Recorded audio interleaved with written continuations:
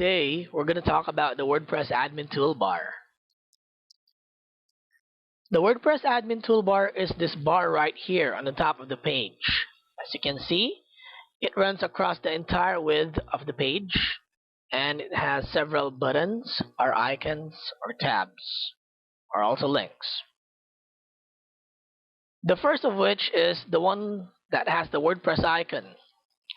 When you mouse over it, you'll see links for About WordPress, WordPress.org, documentation, support forums, just in case you need to learn more how to use WordPress or how you can enhance WordPress, and of course, feedback for the developers. The next tab or link or icon here is labeled as WordPress. When you mouse over it, it has this visit site link.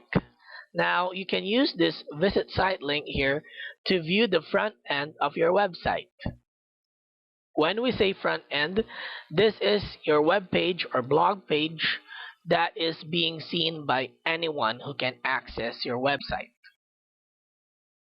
Next, we have the plugin updates tab or link or icon. It shows you how many plugins you need to update or how many updates are there available for your plugins.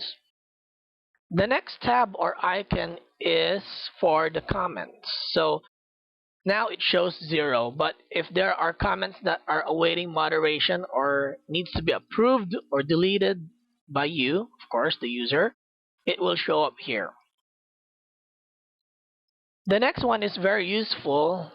It is for making new posts, media, page, or user. So it's a shortcut just in case you're doing something on some other parts of your WordPress site or blog, and then you just suddenly decide to make a new post. You can use this in addition to the left side menu. As you can see in the menu, you also have those links.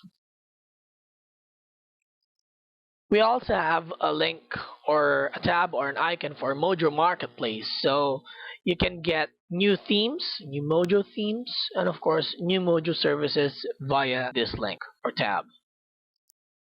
We also have a delete cache tab. And the last one, which is on the right corner, is for your log out.